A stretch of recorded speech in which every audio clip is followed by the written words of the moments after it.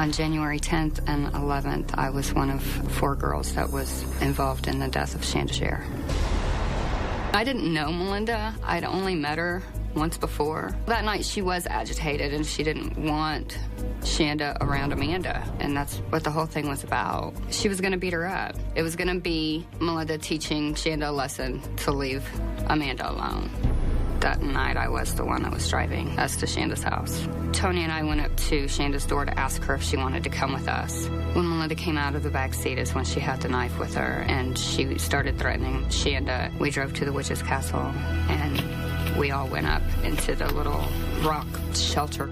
Melinda was more taunting her, and I was being a bully too. I was laughing at her, making remarks about the situation. I bet you're going to leave Amanda alone now.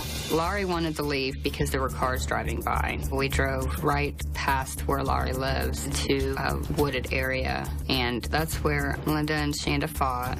Laurie was goading Melinda on and encouraging her anger. Laurie just wanted to see a fight. I mean, it just was out of control. Melinda was going after Shanda with the knife, and I didn't see her cut Shanda with it or, stab at her or anything like that, but she was holding it up to her, threatening her with it. Melinda or Laurie yelled at me to get out and open the trunk. When I got out of the car, Shanda was unconscious. That's pretty much when I started to freak out. I thought, Melinda and Laurie have definitely crossed the line, that there was no coming back. I drove us to Laurie's house. Tony and I got out, and Melinda and Laurie left. They didn't tell us what they were going to do, so we just went in Laurie's room. And then her dad came in at one point and asked where his daughter was, and we said that she was with Melinda. I never told him that Shanda was with them. I didn't say anything about her being with us at all. I was scared to say anything because I didn't know what was happening. I just didn't know what to do. I didn't know how to stop it. I know that it's selfish and I know that it's wrong, but I didn't want to make them angry with us. I just didn't know. I don't know exactly what time it was when they left, but it was daytime when they came back, so it was hours. We just laid there and went to sleep. When Melinda and Laurie came back to the house, they told us that they had killed Shanda. When Shanda was in the trunk, she had blood on her face, on her body, her hair. I mean, she was tortured. She was beaten badly. We kind of figured that she was dead.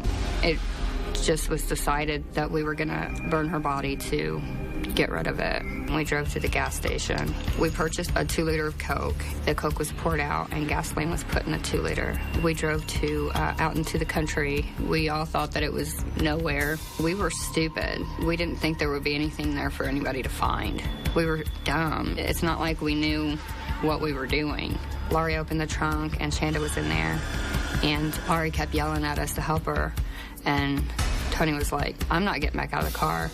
And I said I didn't want to help her. I was like, I'm not going to help you.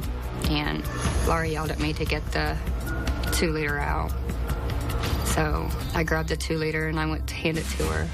And she was like, no, just pour it on her. And I was like, no, I'm not going to do that. And she said, just do it. Just pour it on her. So I did.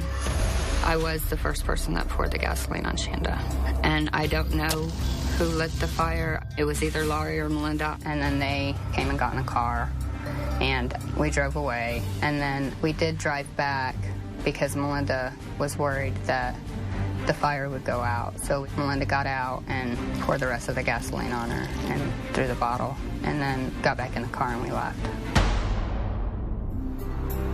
Something to start out all like fun and games, and it's just going to be, a rowdy night and turn into something so incredibly beyond anything that you think you could ever be around. I just didn't know that it was going to end up the way that it ended up. And saying that, I can't even say that I still would have done anything differently, because I don't know what I could have done. What I did was I was there. I didn't stop it. I didn't do anything to stop what was happening. And I am the one that went up to her house. I am the one that asked her to come out. And when we went back to the house, I went up there with Laurie, and I am the one that drove the car. And I am the one that initially poured the gasoline on her. And I know that my actions ultimately resulted in Shanda dying. I do believe that I could have saved Shanda's life if I had said at any point that what was happening was wrong. But now, look at me here. Forget about these cameras. Forget about the moment. I want you to do what feels right in your heart. There is no pressure here. None whatsoever. It's for you to do what feels right. I'll stay with Paige.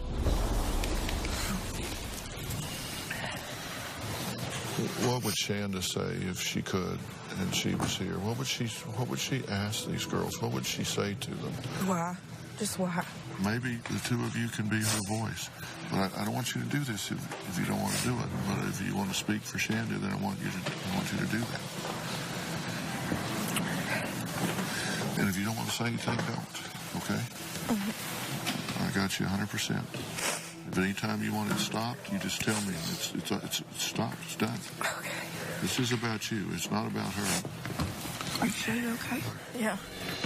She can come out now.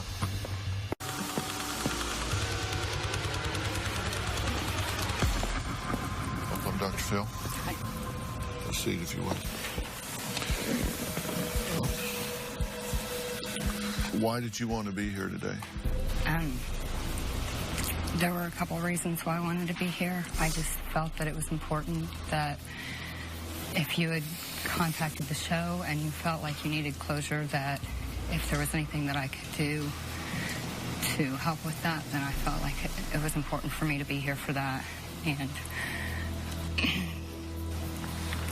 I've not apologized to you in court or at any other time because I just haven't felt that. Do you think I'm sorry is going to change anything? No, okay. I don't. I don't at all. Okay. And that's why I haven't. I've always felt like it was not anything that you needed, I don't know necessarily to say needed is appropriate, but I just have never felt like it was something that I should do, and especially not in the courtroom. And I felt like if this was my opportunity to express that to you, that I should take that opportunity. What do you mean, what they needed? I mean, it's like you're doing them a favor? No, I'm not. No, I'm not trying to do them a favor. I don't mean it like that. And I don't mean it disrespectfully in any way. And that's why I've never said it. Because I don't want to be like that. You are like that. And I understand that you feel that way. I don't feel it. I know it. And that's fine. Hope, let me ask you a question.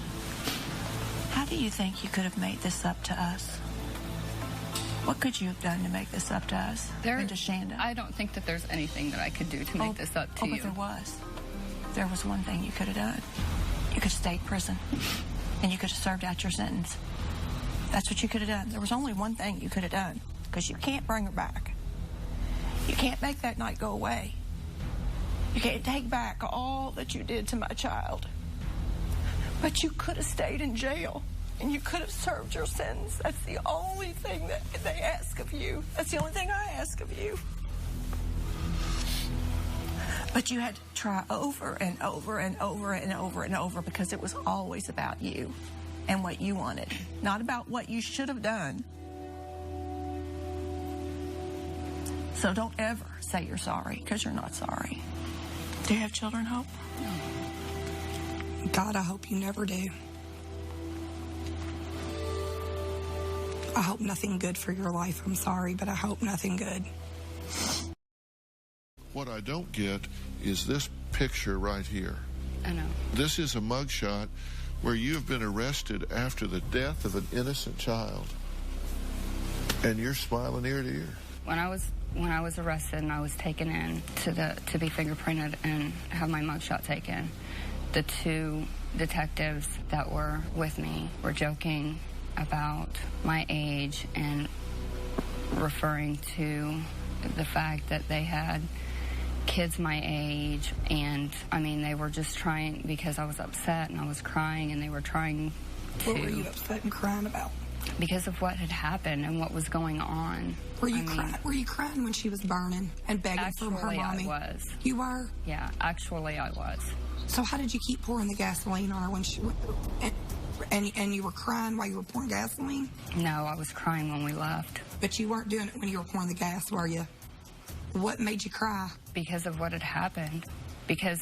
You weren't sad, because if you were sad, you wouldn't have done it. And you would have told somebody. You're not sad today. You just have to deal with it, because you already did it. You will always be a murderer. Were you rehabilitated in prison? I felt like I went through the changes, and I felt that I dealt with a lot of things that led up to that night.